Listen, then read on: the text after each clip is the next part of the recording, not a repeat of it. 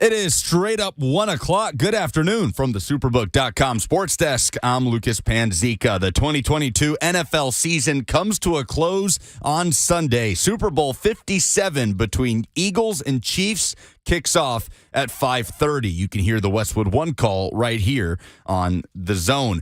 On the hardwood, number 6 Tennessee looks to bounce back from an upset loss at Vanderbilt tomorrow. It's a home game against Missouri at 5 p.m. Catch the Vol Network call right here on The Zone. Vanderbilt will head to Gainesville, taking on the Florida Gators at 2:30. And Belmont is home tomorrow at the Curb Center against UIC at 1 p.m. The Nashville Predators hitting the road to Philly. An early puck drop tomorrow, 11:30 a.m. against the Flyers. The Preds currently 4 points out of a wild card spot in the West. For all your foundation repair and waterproofing needs, visit USSTN.com. Breaking news at once in your home for the Titans and Vols. This is 104.5 The Zone.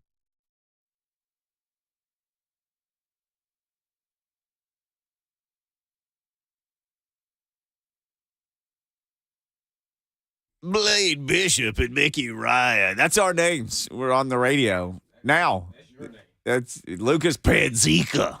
Lucas Panzica has these fancy glasses, and I was like, because I'm going to have to get glasses at some point. I'm way past the probably needing glasses age, but I don't have glasses or anything. Do you think you need glasses? Like, do you have vision issues? No, like I can read all this stuff. I think you're good, man. I can read everything, which I'm way past the age. I like having the excuse of putting on glasses because when I can't read.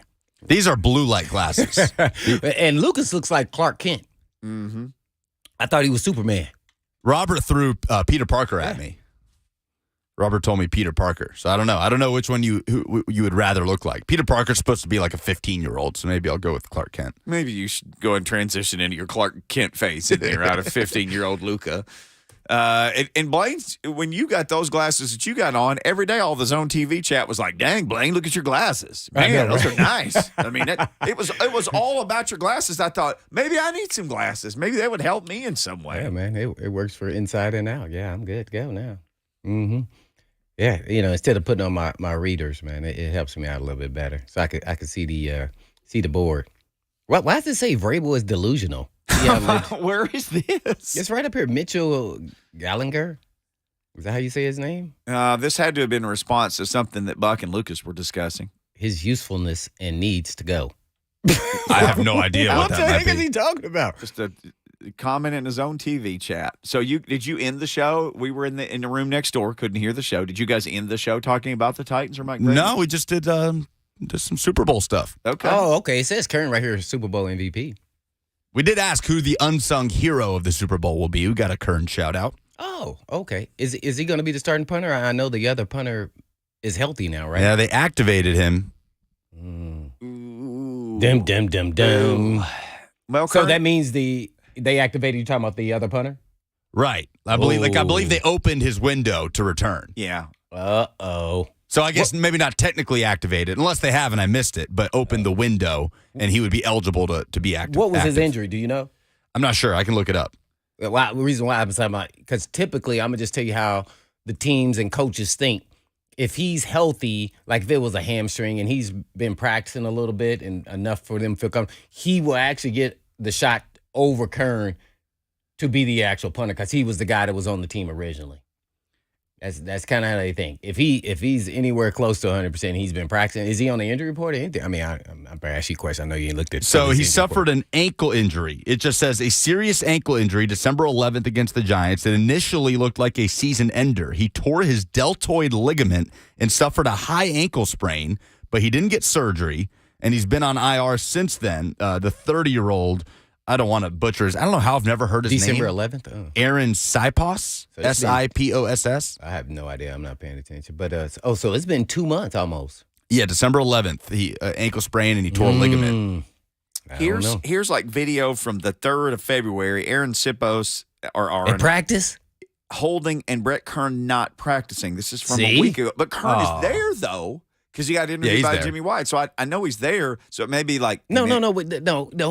So you're going to tell Kern not to come? Just in case you change your mind? He has to be there. So him being there doesn't determine if he's going to play or not play.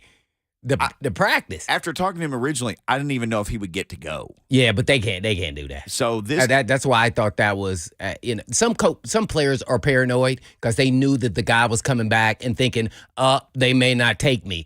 They're not going to do that. I know Lurie personally. Been to his house for barbecues. They don't operate like that. They just don't. That's why people love playing for the Eagles. They don't operate like that. Just like Hall's getting fired, that would have never happened. That would have never happened with the Philadelphia Eagles. Never. They'd be like, Andy, what are you doing? We're not doing that. Andy Reid, matter of fact, wouldn't have done that. That would have never happened. I don't care what he would have done. I don't care if he gave out some information shouldn't have been. Maybe he spoke to somebody about an injury. Don't do that again. Got you. You like family. So there was no way Kern was not going to go. The question is he going to be playing or not? I get it why he was a little paranoid because the dude was getting healthy and he started practicing. Mm-hmm. Oh, man, dang, I may not go. No, everybody who's on the team is going. Practice squad, guys when he wasn't going to go? If they would have cut him. Mm-hmm. Well, I think that may have been the thought. It's like, I'll get cut before they go. So Sippo's just from 2 days ago, still working through whatever his injury is. They're still working through him. He's in his window, like you said, Lucas, but he has not returned. But, I mean, they can return him tomorrow. Oh, that's true. And put Kern in sweatpants. Yeah, I think he's not. I think that guy's playing. 2 months? Man, dang, I hope Kern plays. I do too. Yeah. But guess what? That ring still looks the same. If you get it. Oh, by the way, you'll get an NFC championship ring at the worst case scenario. I definitely have an AFC championship, but it's not quite the same. Every time. And then I like hardly ever wear it. I think I've worn it less than 5 times. Because then everybody says, oh, you got a Super Bowl ring? Nope. This is for losing. No, it's not. It's for winning the AFC. Yeah. Winning. Yeah. Well, here's how I look at it. You only get the ring, the championship ring, or the NFC championship ring, whatever championship you're on, AFC, NFC, if you lose. See, we lose the Super Bowl. Or we wouldn't have got it. It's not like, we get an AFC championship ring, and if we would have won, we then got a Super Bowl ring. We got both. No. It hurts. It pains me just sometimes just looking at it. So I had to just let me put this in the safe. When that game ended, and for people who don't know, you got hurt in the game. So everything happens. The season ends. The Super Bowl goes the way it goes. You start to prep for the next year. If somebody had come to you and said, do you think you'll make it back to the Super Bowl again, what would you have said? It would have been no question about it. No question about it. And when you say afterwards, I have to say, I would have said at least wait till training camp, and then there was no doubt, I think, in the entire team that we weren't just going to get back there. We were going to win it. There was no question in our minds. That's why the Ravens, and a lot of players get mad at I don't get mad at the Ravens. I get more, we let an opportunity slip away. Mm-hmm.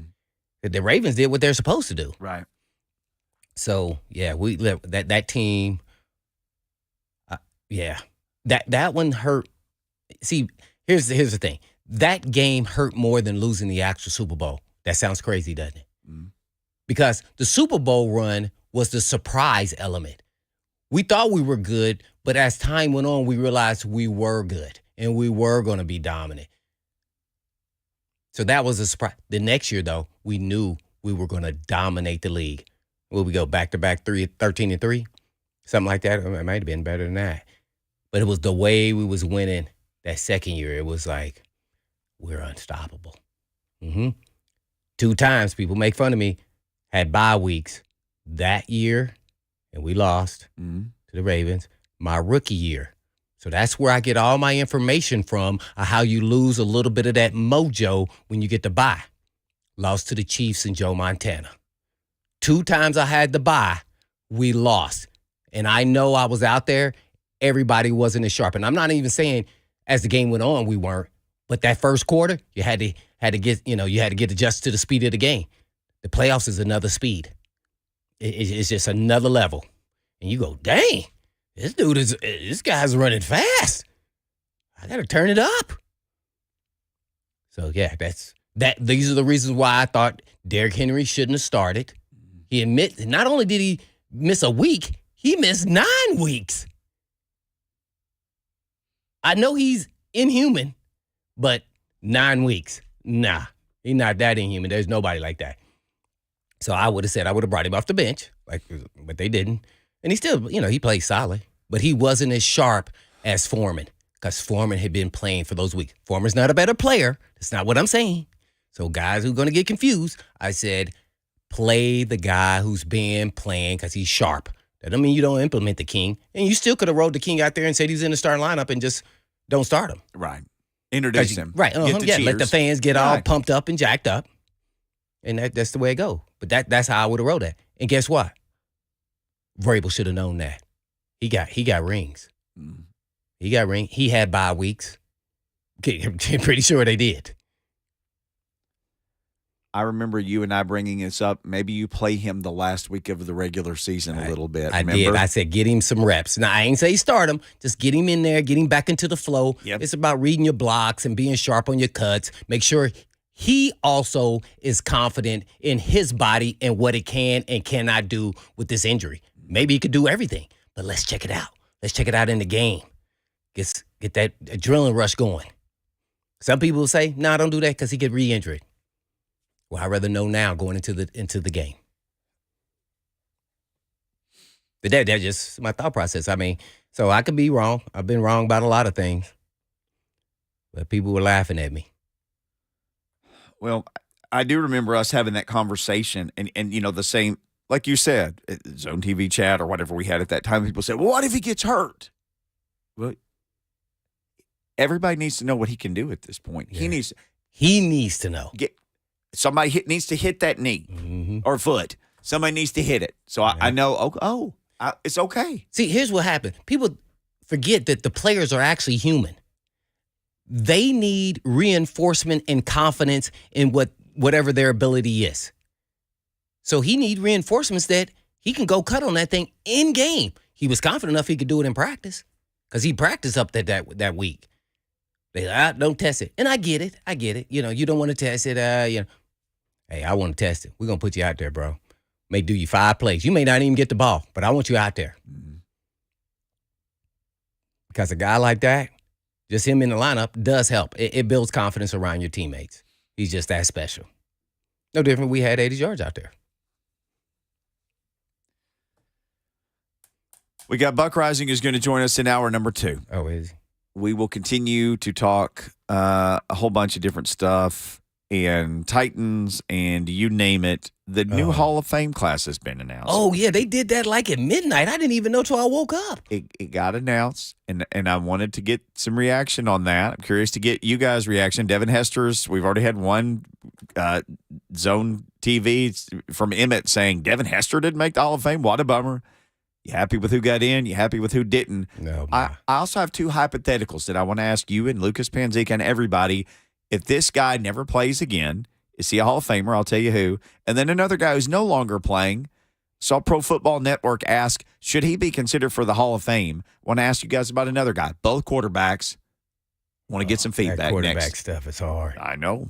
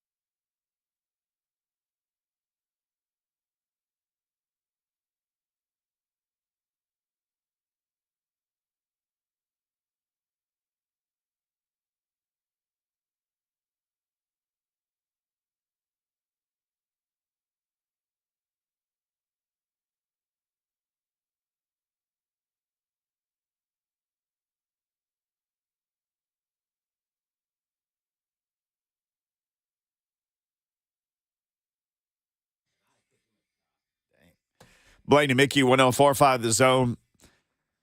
Hall of Fame class announced. I watched all the videos this morning. They made like a compilation video of dudes getting told that they made the Hall of Fame, and it got a little dusty in my kitchen.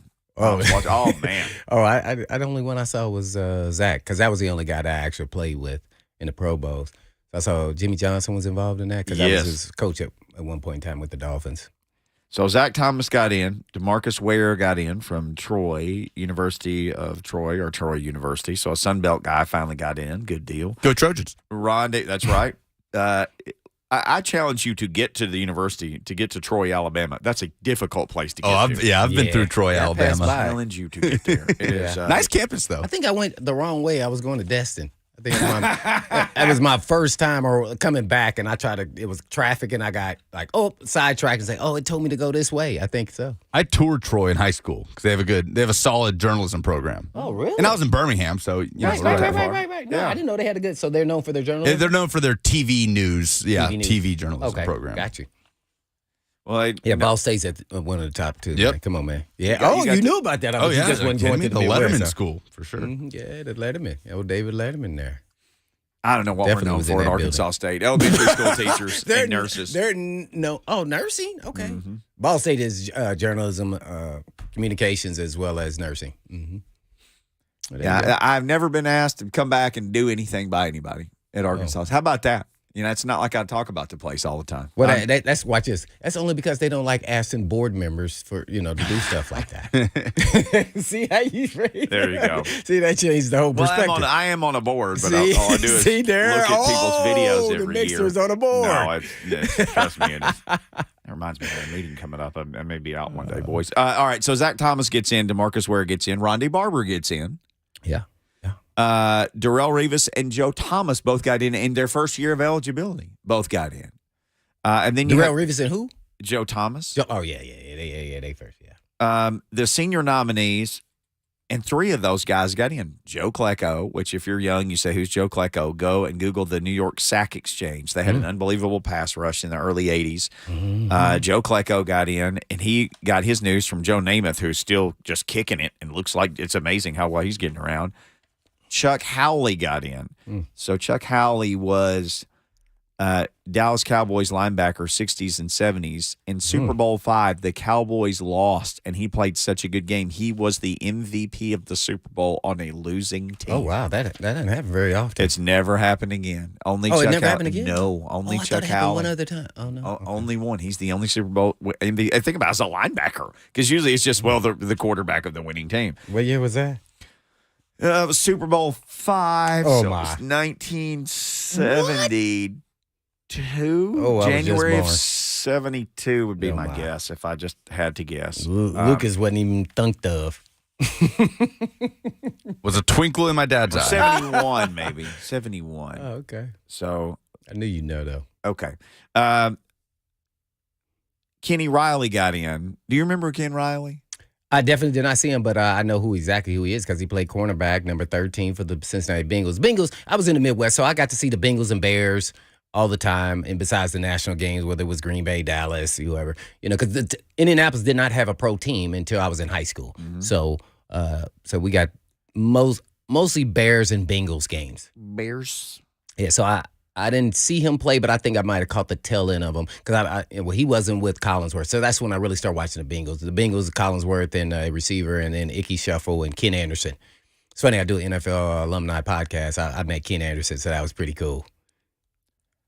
Okay, Yeah. Ken Anderson is one of those guys that a lot of people think should be in who's not in. He was an NFL MVP. Yeah. Never got in. I remember they played in the Super Bowl because they played where the Lions were, right? They got beat, though. They played Montana. In that that's Super Bowl right. after the 81 season was Bengals and 49ers. They had both gone they had both won 5 I think they had both won 5 games the year before, both of those teams. Then the next year they made the Super Bowl, and it was Kenny Anderson, because the Bengals made 2 Super Bowls in the 80s, one with Ken Anderson and one with Boomer Esiason. Right. 2 different quarterbacks. Yeah. Which is kind of what the Eagles have done. Made the Super Bowl in the same decade with 2 different quarterbacks. So Ken Riley, he passed away. He played from 69 to 83. He had 65 interceptions. Mm-hmm. He never made the Pro Bowl, but he had he was an unbelievable player. He just couldn't whatever it was, the vote, however all that goes. He made All-Pro his last year. The final year that he played, he had 8 interceptions.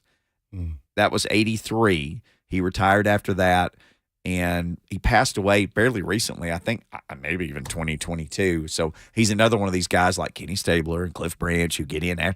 Don Coryell was the other guy he got in as a coach/coordinator. Yeah, Eric Coryell, yeah, no question. Kids, Google Eric Coryell. If you want to see offense in the 70s, like a passing offense when everybody else ran the ball, they threw it around. Yeah, because he was the first. He was the first. Yeah, it was awesome to see it. It was like it was unstoppable. It was like running the run and shoot or something. Yeah, back then. When you could hold and hit everybody and crush the quarterback and hit him when he was on the ground and everything else, they had an air the ball out offense. Now, they had Wes Chandler and Kellen Winslow and Charlie Joyner and Johnny Jefferson who wore the goggles. They had Chuck Muncie.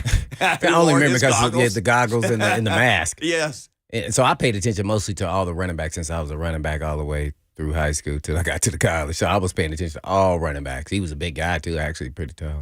They had Lionel Little Train James. He was like he ended up playing with the Bengals, too. Well, they had even James Brooks who was a similar guy. Oh, right. That's right. Yeah, Brooks. They were the two like main little guys of the 80s. I liked them. Yeah, well, I liked them because they were all about my size. Like, oh, I got a shot. I got a shot to make it a running back.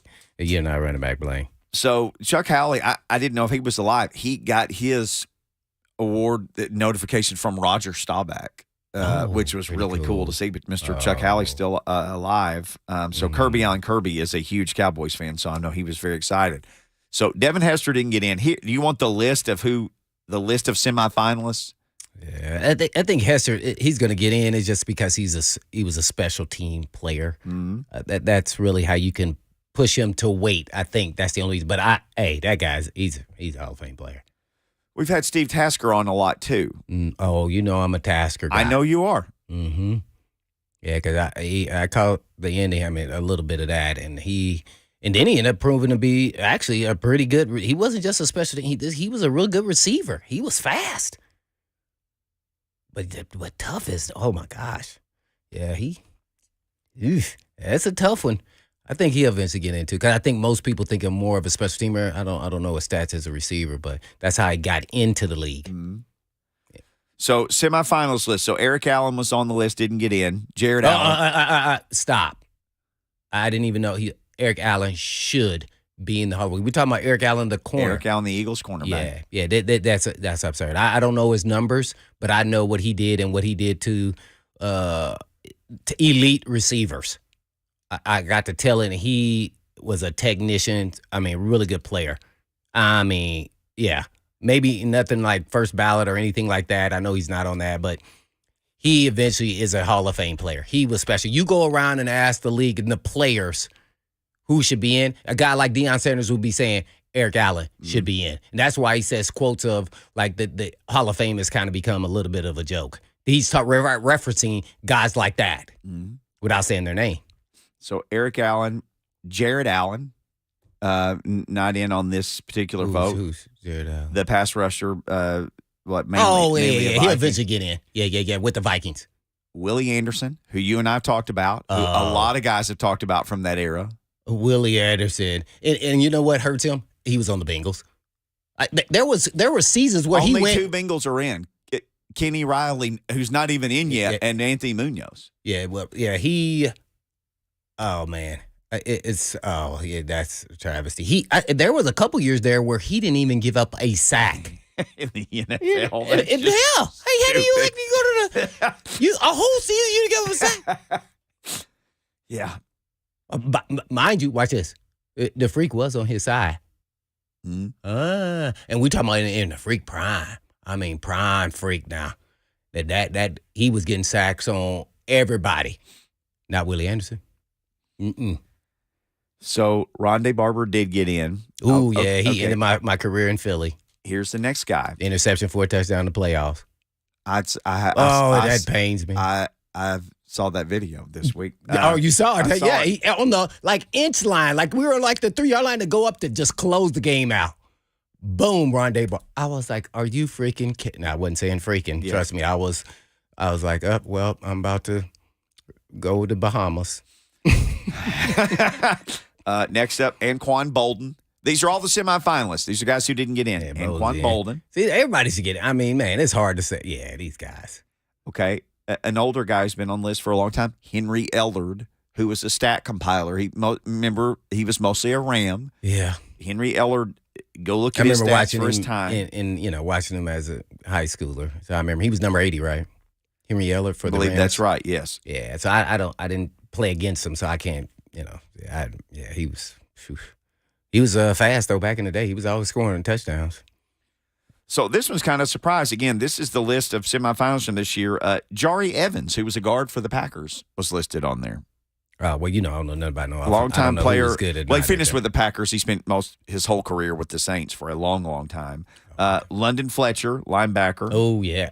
He's Iron Man, isn't he? Didn't he? He played so many games without missing a game. He played, and not a big guy at all, and played. Oh no, he's only every bit of 5'9". Middle linebacker. He was like the Sam Mills of our era. Yeah.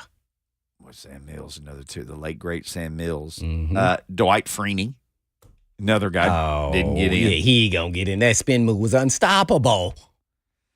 James Harrison, another guy on the semifinals. That will be a great debate.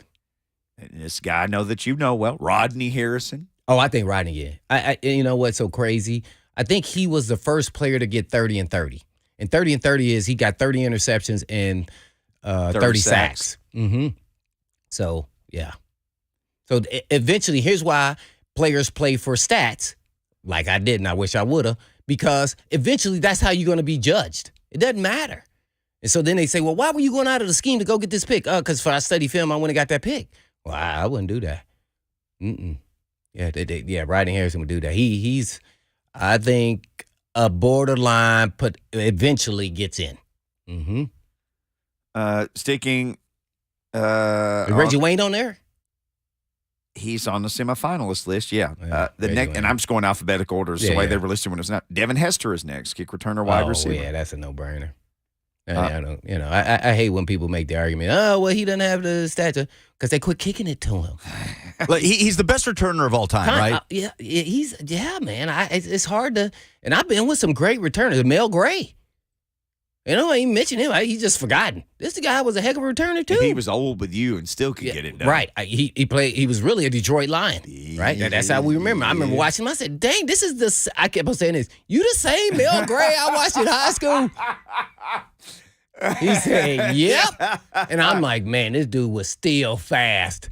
I was like, woo. But is there a debate about Hester? Like, y'all help me out. Because to me, it's no debate. It's no debate that he's the best return man ever. The debate is, do you put a primary return man in the Hall of Fame? It's kind of like they're judged by the judges, just like a punter or a kicker.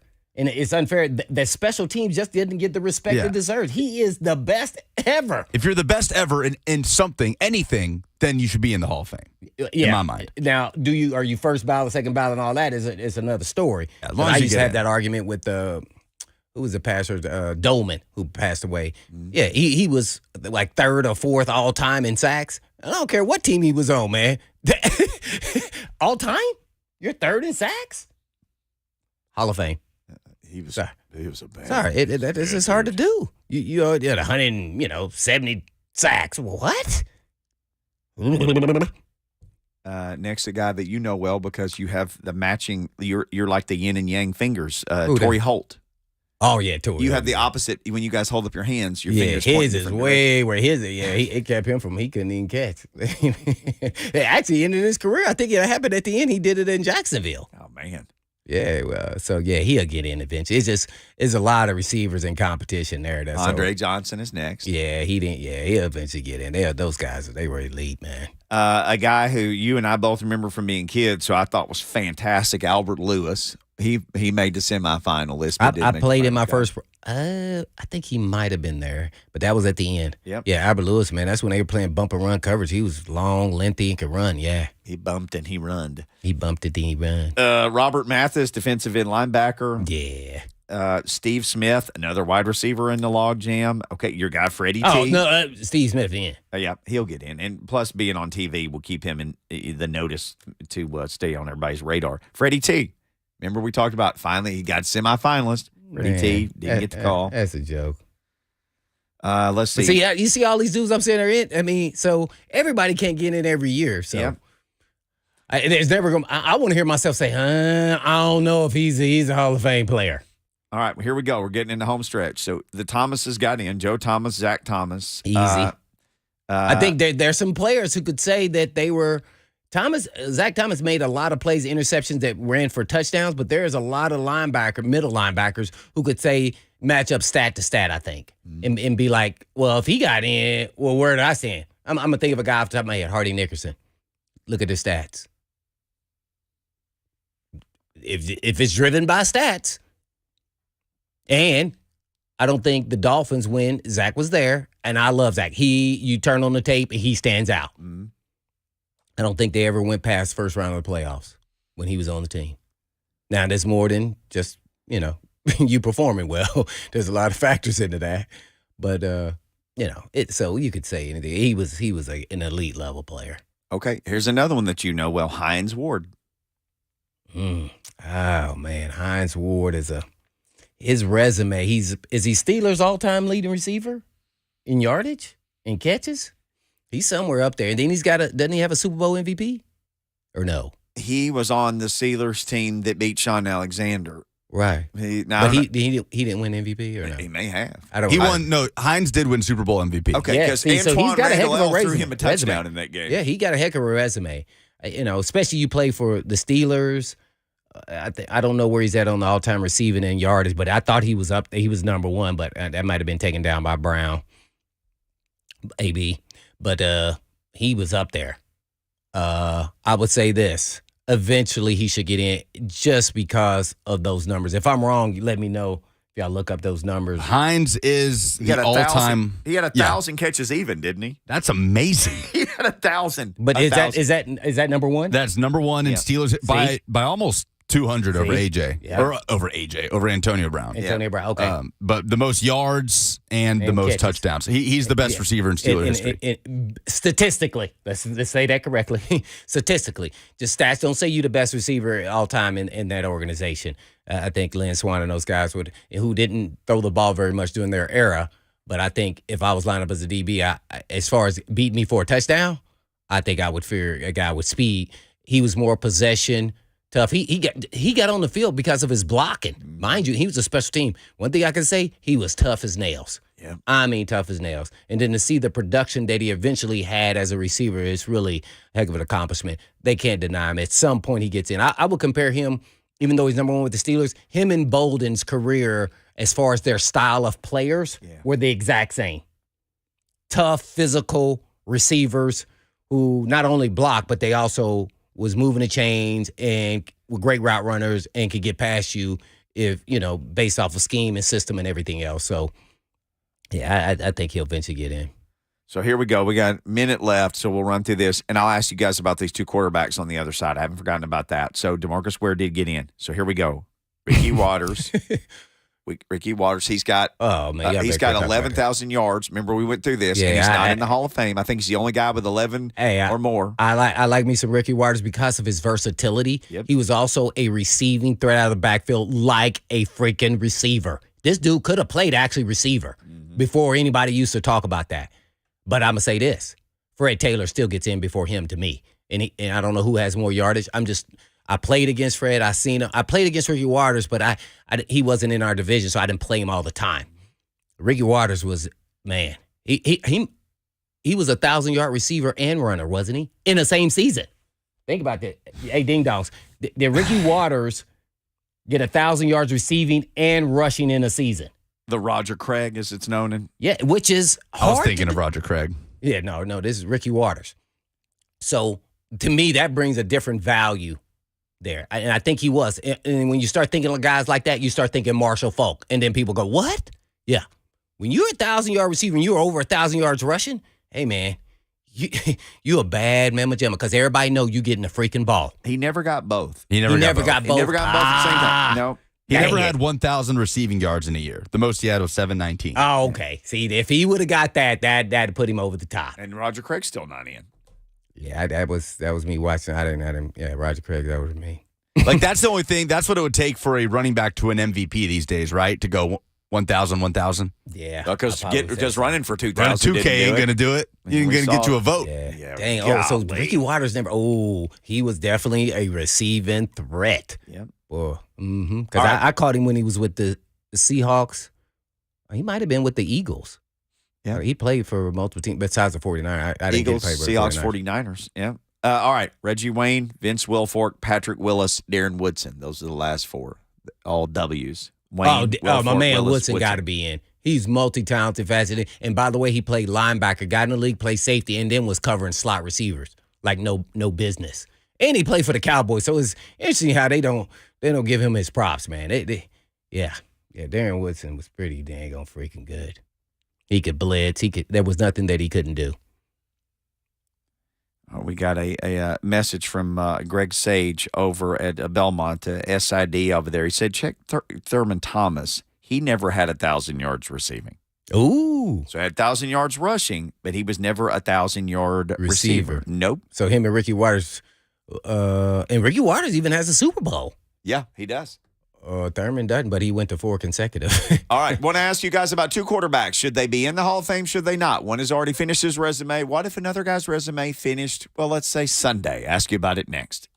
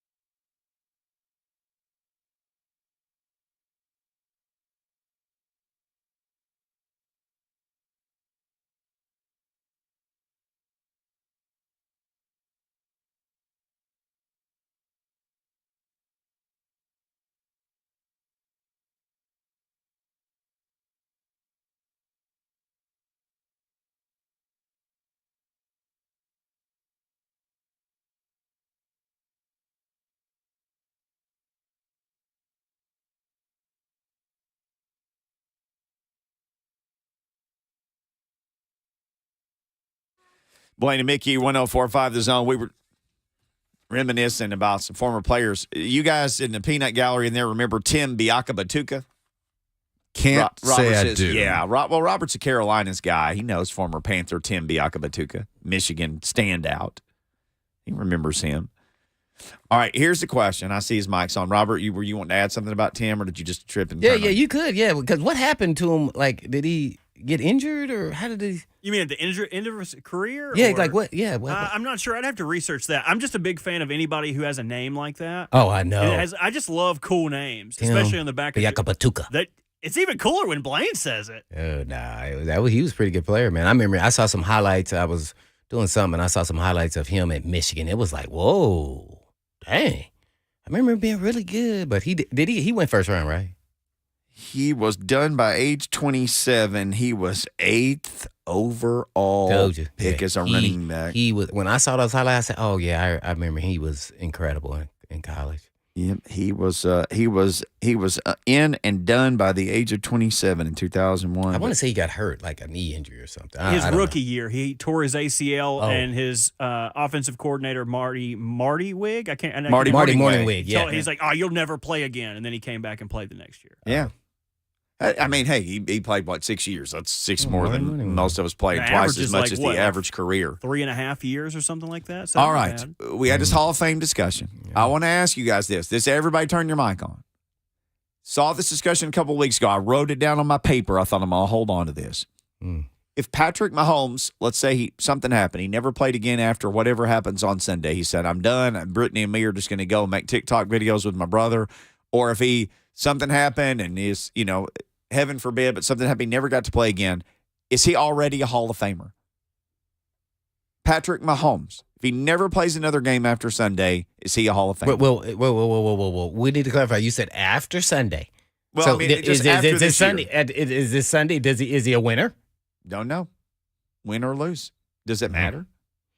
Yeah. If he loses, I can't even put him on the back. I can't do it. No. Yeah, if he loses, it's tough. Yeah. If he wins, he's definitely. I think you have to consider it just an unfortunate injury. I don't know if he would ever get in, but you could say still just talent wise, he's probably the most talented quarterback we've ever seen. That would be the debate in history. Like, and when I say talent, that doesn't mean he's the best player. And we all know Tom Brady was not athletically gifted like that.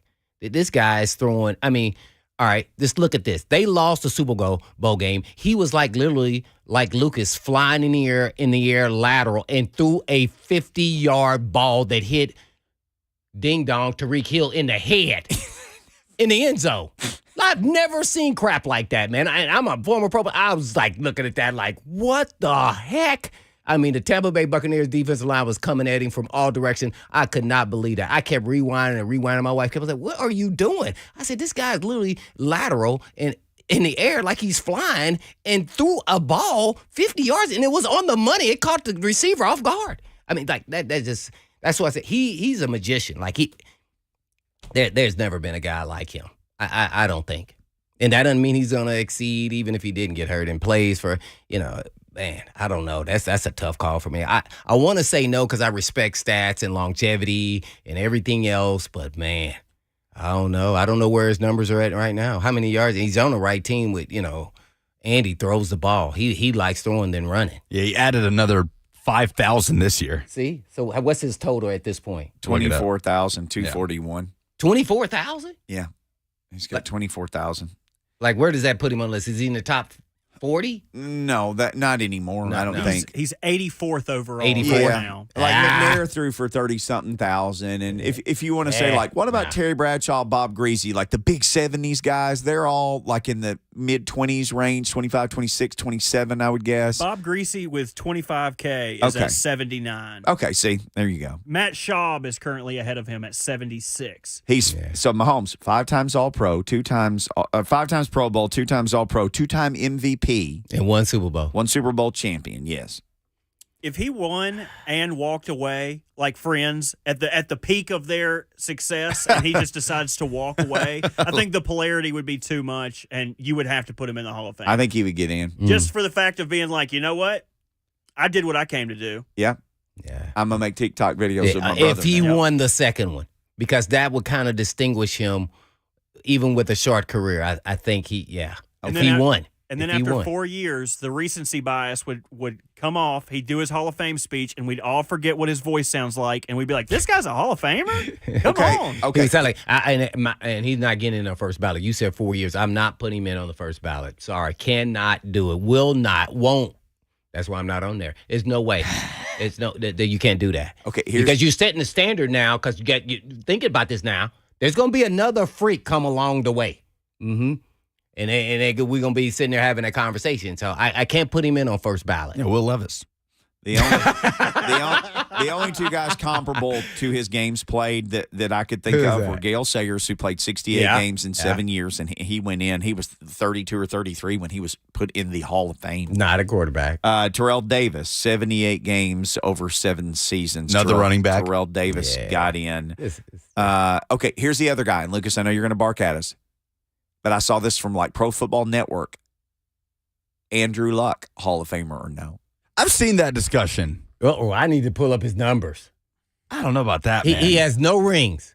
Nope. He didn't even really come that close. Nope. He didn't even win Rookie of the Year, right? RG3 won. Like, what accolades does he have? He has How many Pro Bowls?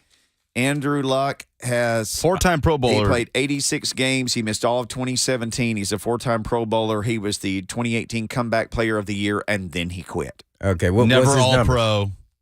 What's his stat number? Just over 23,600. No. No. Andrew Luck ain't no Hall of Famer. No, and matter of fact, he never gets in. No. See, that's the difference between him and Mahomes. That's not even close, Yeah, right? He'd have to come in you're and be right. a coach. You're right. Yeah. He'd have to be somebody It's just not. And I already said I wouldn't put Mahomes on the first ballot. Some people were like, it doesn't matter. I put him in. He's the first ballot. I wouldn't put him in first ballot because I think there's something to playing for a long time or to a certain extent. At least now you got to get, as a quarterback, you got to get to 9 years. Then you're going to have accumulation of a lot of yardage.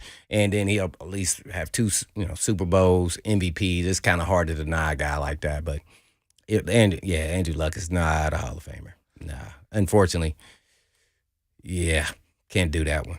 Can't do it. Me neither. Hall of very good. A lot of teams would have wanted him as their quarterback for all the years he was playing. Well, But, crap. I'm in that. I'm at first ballot. I saw some guy tweet out, I forgot his name, Cheetah, something. I'm not, that's not how you pronounce his name. He was a defensive lineman, Aquadaka Dunkuteka. Oh, Yeah, that guy. Bianca Batuka. Yeah, it wasn't him. It was somebody with that last name like that. He was like, man, we need to come up with a Hall of very good. I was like, well, what is that? All right. That's like getting second place, man. Our man Buck Reising is very good. He will join us in just over 20 minutes here on Blaine and Mickey. Stick around.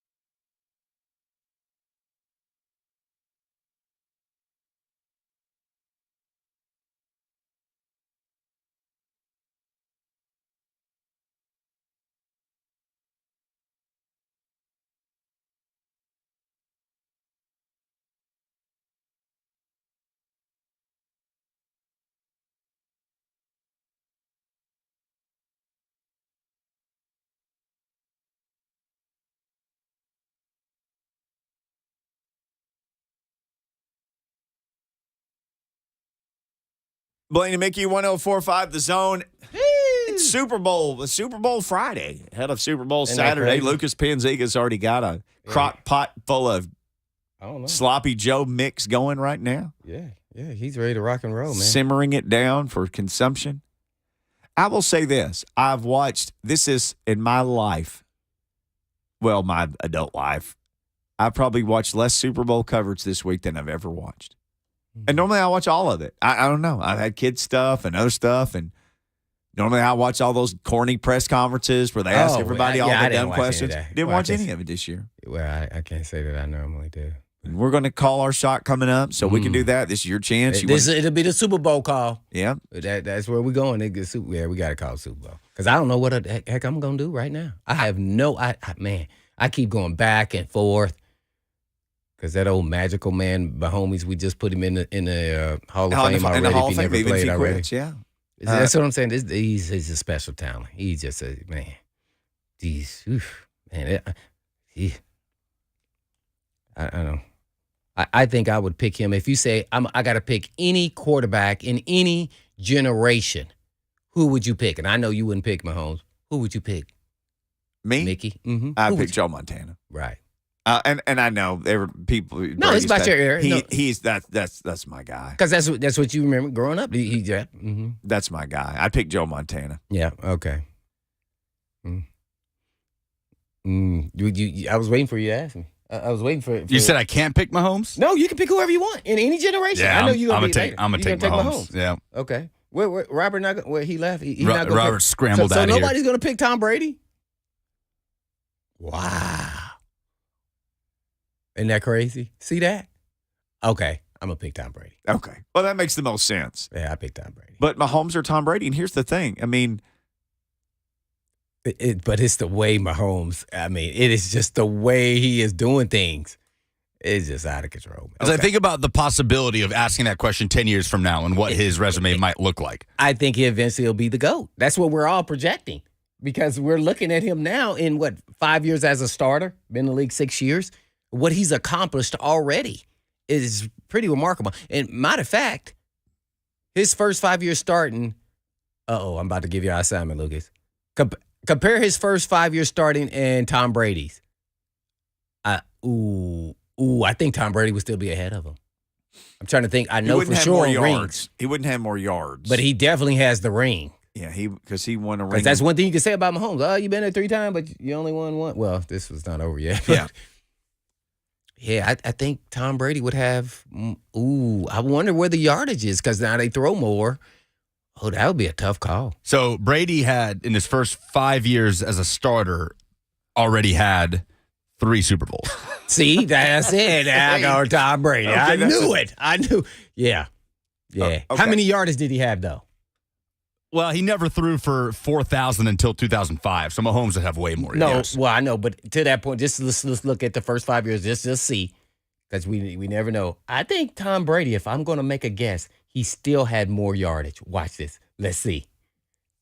Well, you're saying in the first 5 years as a starter? Yeah. No, not even close. What's the numbers?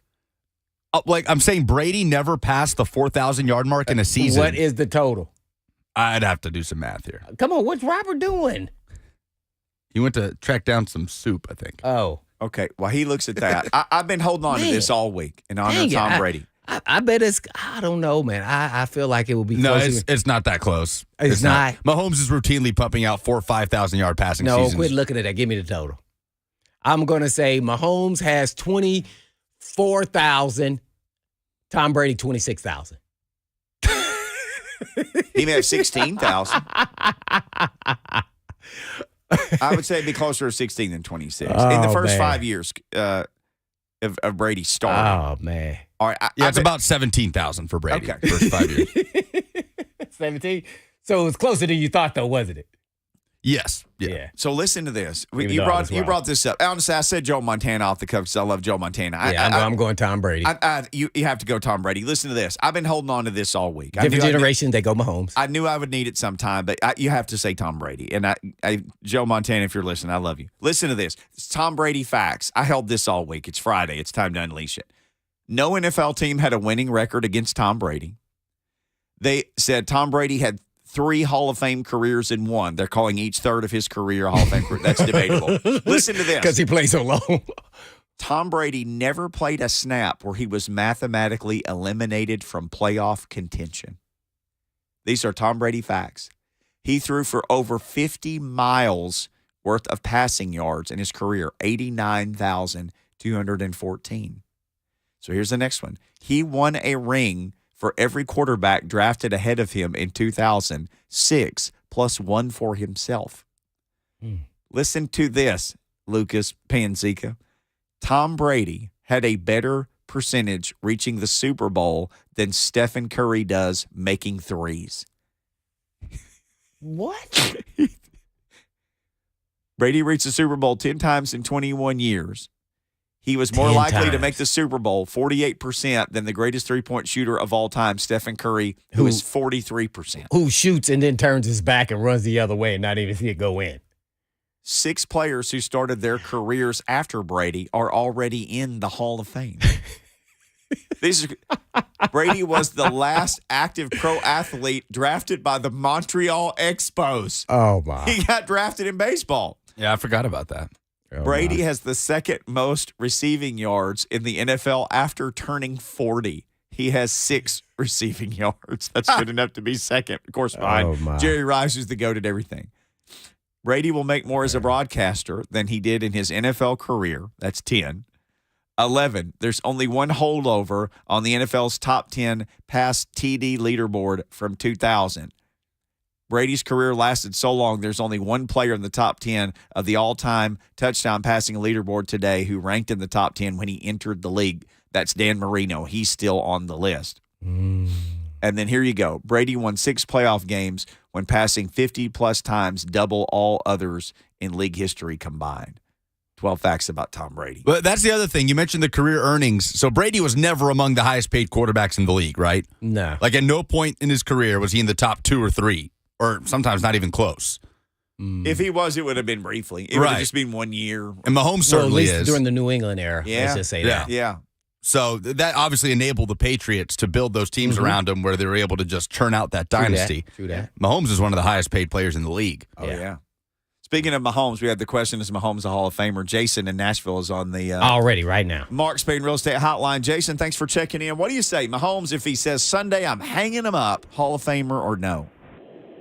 I'd say yes, and the reason why I'm saying yes is based on, look at Jim Kelly, 4 times going to the Super Bowl, never won it, but you can't say he ain't a Hall of Famer just for reaching it that many times. So you look at Mahomes, he wins it one time, then he's got all these other accolades on top of it, getting MVP, so it's got to put him in the running, but I do agree with Blaine, it don't make him a first ballot. Yeah. You know, he's going to get in, but he might not get in as a first ballot. But now if he wins again, Yeah. then you might consider him a first ballot. That's just my opinion. Yeah. That's I short appreciate window. the phone call. Yeah. Completely agree with that. Mahomes, first 5 seasons, 18,991 yards and 151 touchdowns. Yeah, he didn't play as I almost said as a Wait, freshman, rookie as a year. rookie. He sat behind Alex Smith. So that would, for this is for Berm, who's saying this. So you'd have to say first 5 years he started, which is year 2 through 6 of his career. Mm-hmm. Yeah, the Tom Brady facts, he's more likely to win a Super Bowl than Steph Curry to make a 3. That may have been the one that I said, how are we living on Earth? And this is a real thing that happened. TB12. Wow. Yeah. Need a man. He is the man. All right. Here's what we'll do. Take a break. Buck Reising is going to join us. We got lots of Titan stuff to react to. Big article by Jimmy Wyatt about Taylor Lewan, and Lewan kind of talking about his future. Maybe Buck can give us some insight in that. I think he's spoken to Lewan recently. Hey, boys. And we'll ask him about the staff changes, all that. That's coming up with Buck Reising.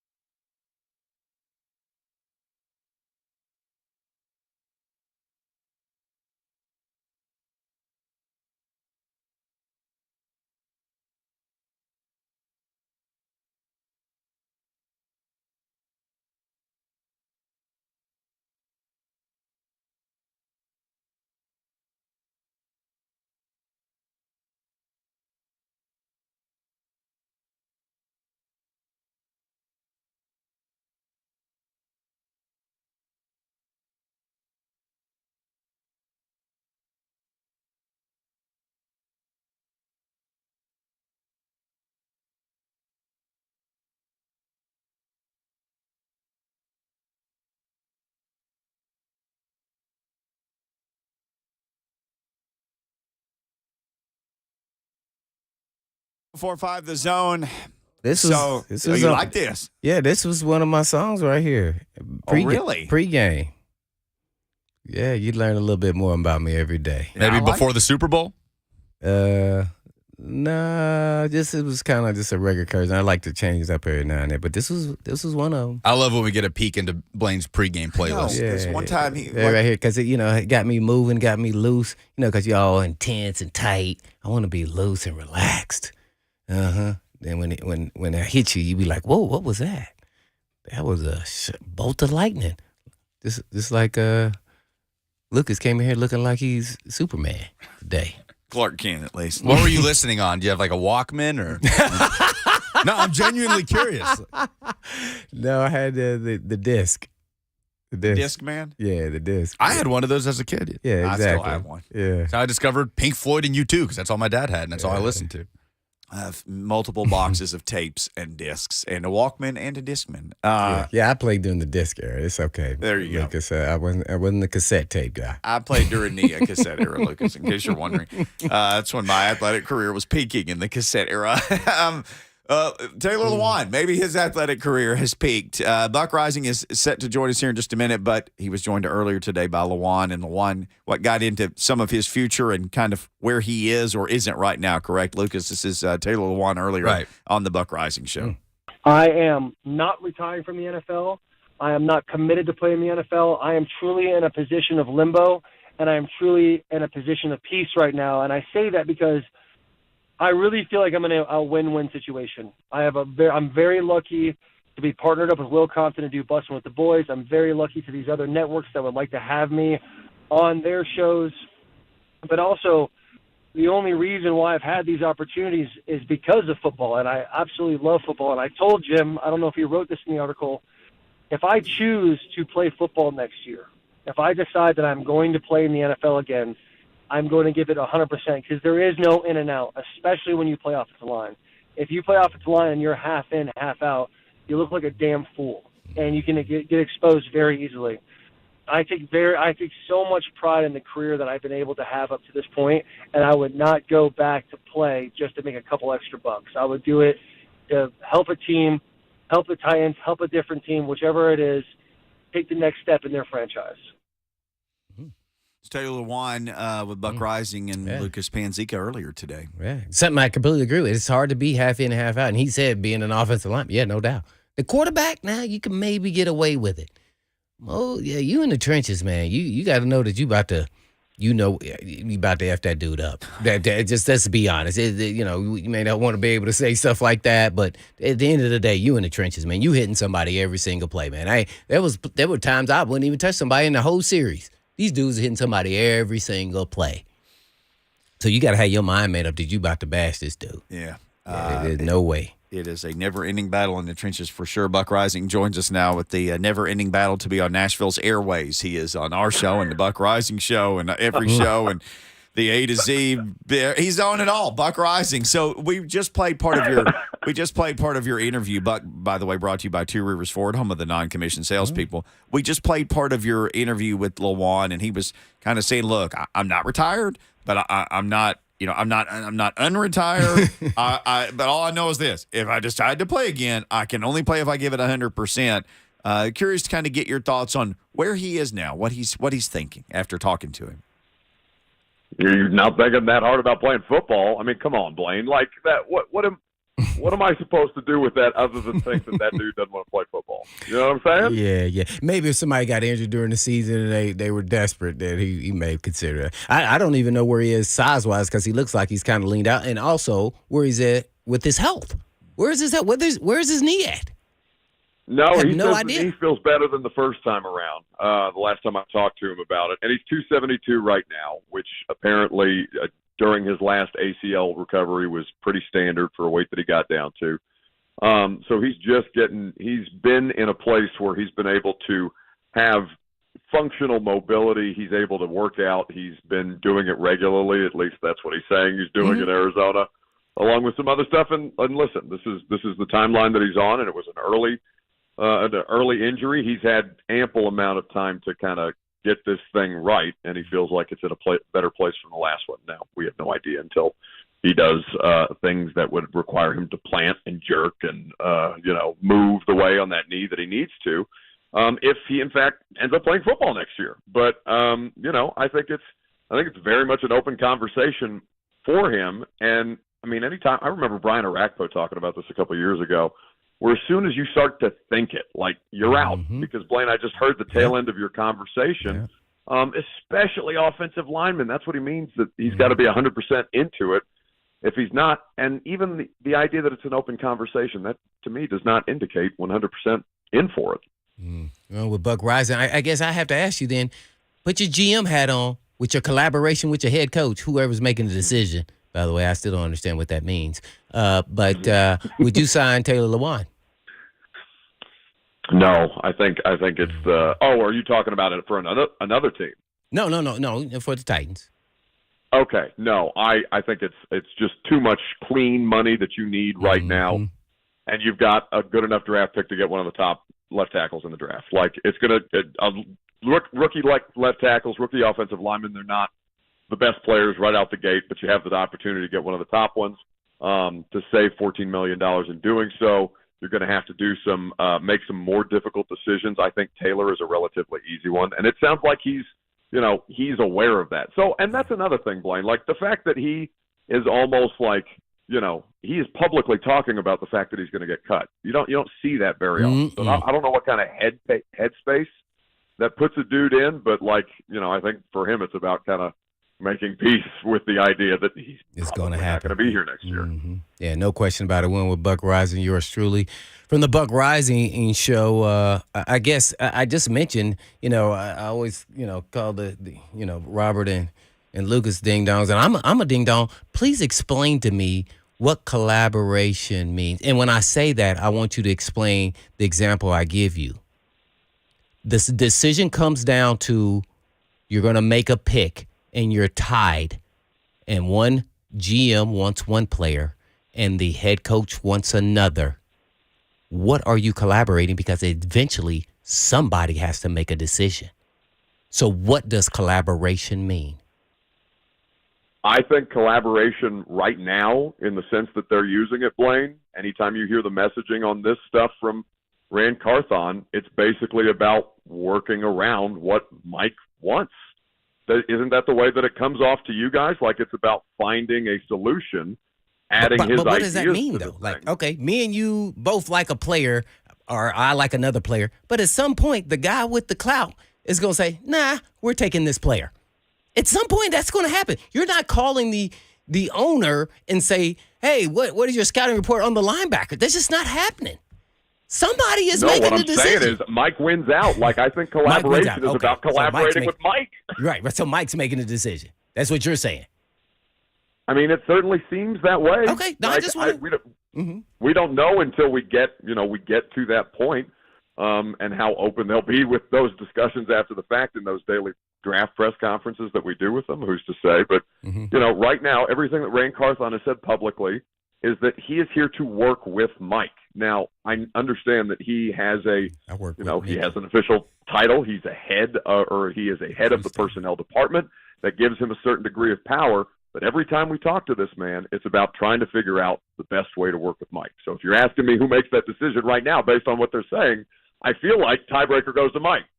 Okay, that's what I was getting at, because, somebody had a conversation with me, and they were like, I still don't understand. Somebody eventually has to make a decision. Somebody's making the final call if they disagree. So that's not telling us they're collaborating. They're telling us somebody actually has the clout to say this is what we're going to do. And you're saying it's Mike Vrabel. Okay, perfect. Now, to your interview with Mr. Vrabel today. You asked a great question about how many OCs have you interviewed? And I don't know exactly, and I had Lucas go look for it a while back. I don't know if he remembers, because we were just talking about other stuff. But he said, I think 6. That sounds like a good number. It sounds like either you did or you didn't. Okay, you can play it. Play it right here. I would say that there was at least 6 people that we spoke with at length. I would say that's probably a good number. Okay. Now, when he said that's probably a good number, I'm going to tell you what came to my mind. You could tell me, I know you're going to say I'm a ding-dong. Okay, Tim Kelly, Tony Dews, Charles London, Rob Moore, Pat O'Hara, and Luke Steckel. Those are the 6 people you interviewed. Well, it doesn't sound like you got interviews with Eric Bieniemy and Matt Nagy, right? I saw no. He requested. The question you asked was, who did you interview? And so those are not in the equation. Matt Nagy, Eric Bieniemy, and those are actually out there. There were no other reports of anybody else being interviewed. It's pretty crazy, isn't it? So all I have to do is to go on what I'm hearing and what I haven't seen. Well, Blaine, and here's the thing, about how tight-lipped it's been, because Lucas made this point, what other NFL team is breaking its own coordinator news right now? They're the only ones. And so this thing has been hyper internalized, right? When you talk about you talk about the interest level in people with Mike Vrabel and promoting from within, right? There are no agents externally to leak things, and the only one, and I don't know this to be certain, I'm not trying to out anybody or who's talking to who, but the only external one that we heard truly was Charles London and interview requests for 2 other guys who it was unknown as to whether they had even accepted the interview request. Mm-hmm. Now, that the Ravens are in the same kind of position. They have requested to interview Eric Bieniemy. Mm-hmm. It has not been reported that they have interviewed Eric Bieniemy. So it sounds like a lot of people are in the same spot with that. But I will say to you, the fact that there was no outside noise from anybody else and people, on a local level, on a national level, being able to find out what the hell the Titans are interviewing people for, because the only other one was Tyler Outen, the former Broncos offensive coordinator, and it wasn't even specified that he was interviewing for the offensive coordinator job, just a position on the offensive coaching staff. So I don't, you mentioned specific names. I can't. I was jokingly just naming 6 people who were already on staff since they were hired, but there was no other. What can I go on? There was nobody else reported that was interviewed. You can go on that Mike Vrabel talked to about 6 people, and where those 6 people were and how far they were from his office, that's an entirely different discussion. It was about, I say that's a good number. We're with Buck Reising. On the Blaine and Mickey show. It's so funny, Blaine. It's like he's toying with us. I don't like playing games, man. Dude, now you're insulting my intelligence. That's what that does to me. Come on, man. They're doing the same thing with the collaboration. It's exactly. That's why it's frustrating. Bomb out there and trying to confuse everybody. That's literally what it is on every front. Right, no doubt about it. Well, Buck Reising. So the guys who stayed, and some moved into different offices. You mentioned Tony Dews, and you mentioned Luke Steckel, and you mentioned Pat O'Hara. So guys are getting shifted around. Ultimately, do you have a feel, because after everything like this happens, and Mike got asked, well, what about Ryan Tannehill? He goes, well, I told him who we hired. He seems excited about it. He's in the building every day. Do you have any kind of gut feeling at this point what this might or might not mean for Ryan Tannehill? I think there's a variety of different factors. Mike said that he doesn't necessarily think it means anything for Ryan, and I kind of get. Obviously, he's not looking to make a headline, but I kind of get that perspective, because they're going to do what they're going to do, and they're working through a couple of different personnel decisions. Tannehill is the most important. He's the most likely solution for them, but that doesn't mean that they should stop continuing to explore all their other options. Now, you've seen a bunch of BS reports out there about them exploring trade packages for the number 1 overall pick and stuff that's been pretty unsubstantiated at this point. We would see something significant, like extreme like that, like trading up to get ahead of the Texans or the Colts in this draft, or doing something with Aaron Rodgers. It would take basically a football act of God for Ryan Tannehill to not be quarterbacking this team next year.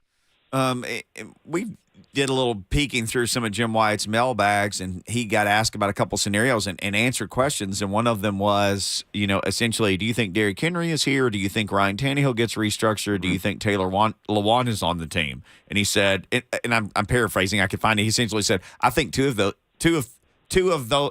three of those things happen.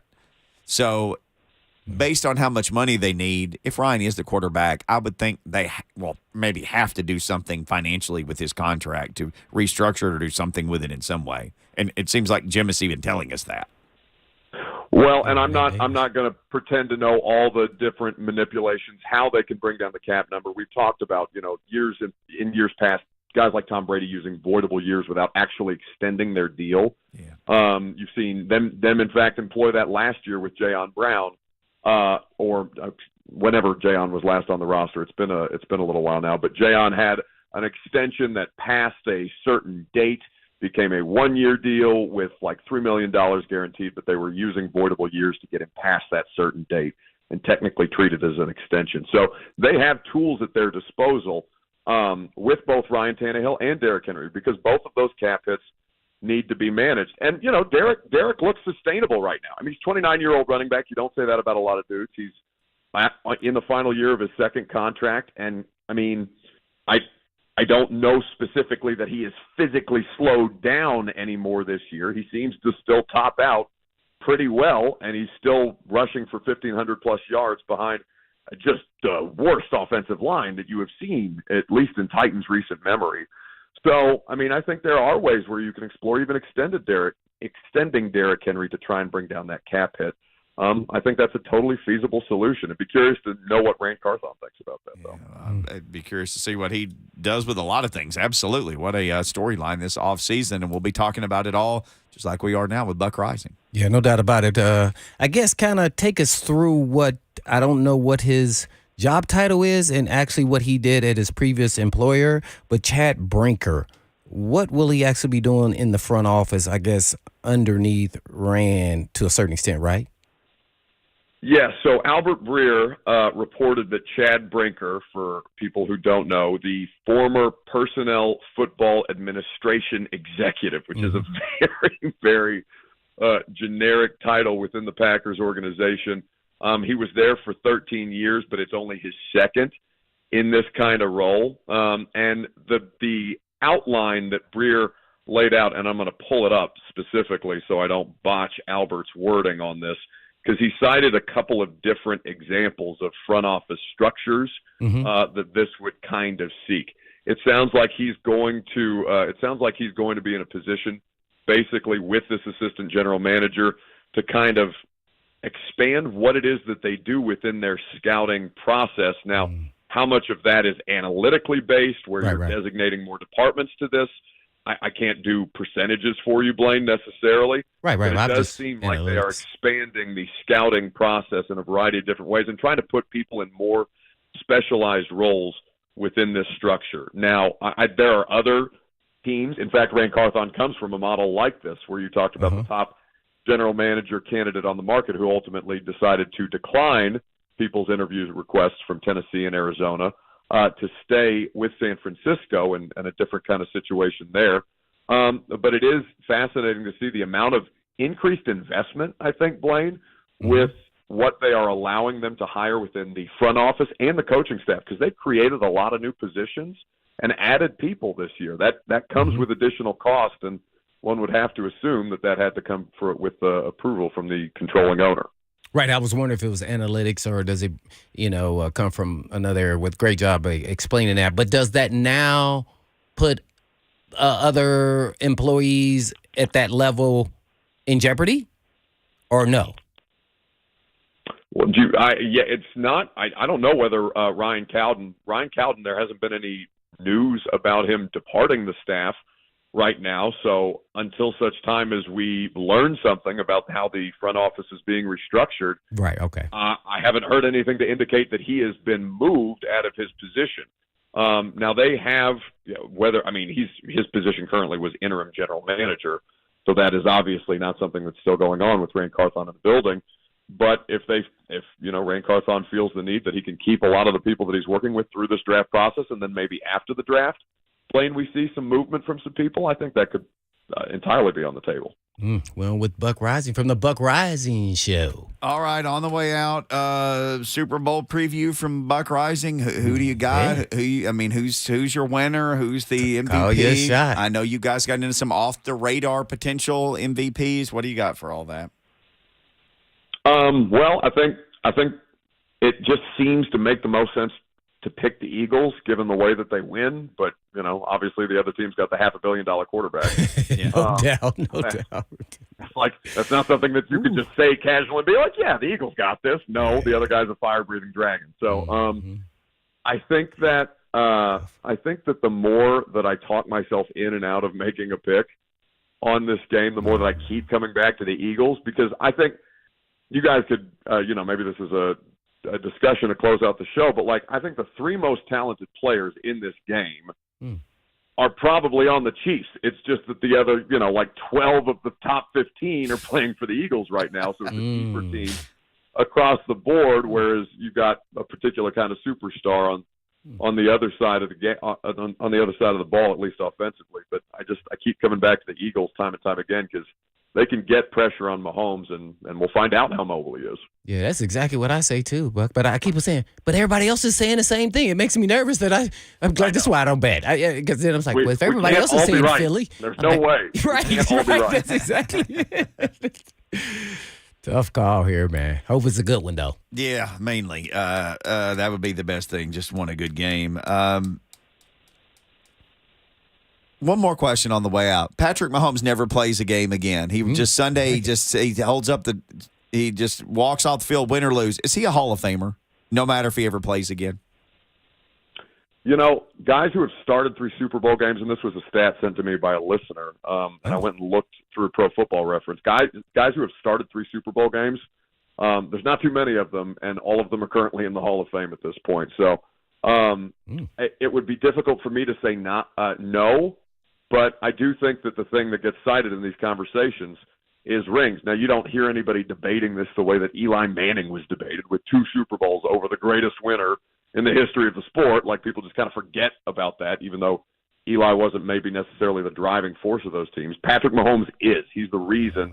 He's the difference. Andy Reid was winning with Alex Smith. This is the thing that takes them over the top, and it's just, it's really unlike too many other things that we've seen in the history of football. Buck, we haven't seen too many things in the history of broadcasting like you, and we appreciate you joining us every Friday, my friend. Enjoy the Super Bowl, and we'll talk next week. Both of you, I appreciate you. Thank you for having me on. Nobody believes a word that you just said. I know that your mom does, Buck. She believes that. She loves you, and we Just love the you one. too. Just my mom. She loves you, and we love you too. Buck Reising. Lucas sometimes. Every Friday. Lucas loves him. Brought to you by Two Rivers Ford. All right, when we come back, it's time to call our shot. We will do that next. You want to call Super Bowl shot, 615-737-1045.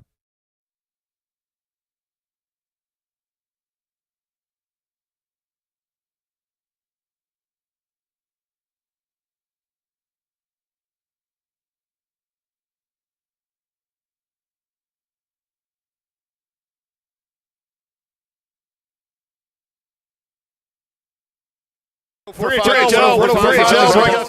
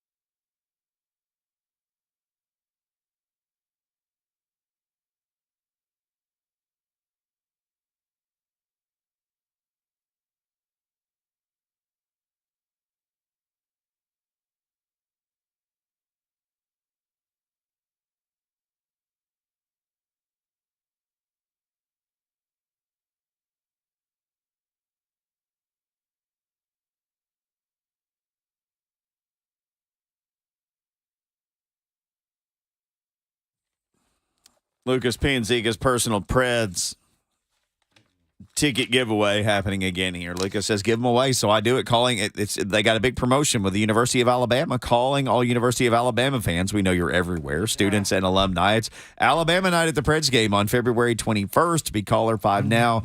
Your chance to win tickets to see the Preds take on the Vancouver Canucks in Smashville.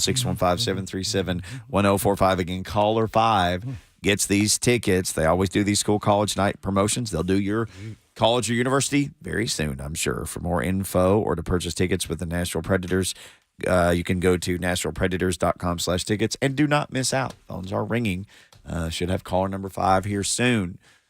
So call our shop. We do this each and every Friday before we let you go. We do it courtesy of our friends at Chattanooga Whiskey 91, an award-winning small batch bourbon and the only Tennessee high malt featuring tasting notes of toasted honey and graham cracker. It's a real winner and is available at your local retail store. Maybe you will enjoy some while you watch the big game on Sunday. Speaking of the big game, the one and only Super Bowl, gentlemen. Now I think we all got our call. I think we all called our shot, and it all happened last week. So we're on a hot streak right now. What did we? No, mine hasn't happened. Mine was Rodgers to the Jets. Oh, geez, you did one of those things. I think people will be living on the moon by 2047. Oh my! That's my call your shot. I think people will colonize the moon by 2065 and Mars by 2105.